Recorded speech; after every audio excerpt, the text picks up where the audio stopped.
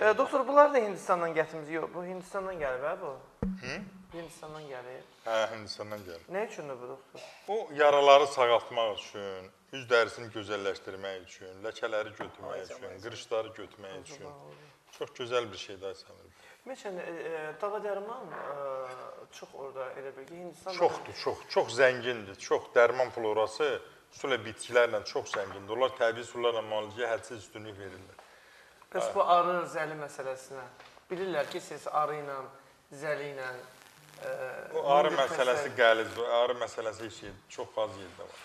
Çində var, Rusiyada, Ukraynada var, Almaniyada var, Rumuniyada var, Macaristanda var. Yəni az yerdə var arı müalicəsi. Orada yoxdur arı. Türkiyədə də sonradan, çox sonradan əmələ gəldi. Orada yox idi, yox.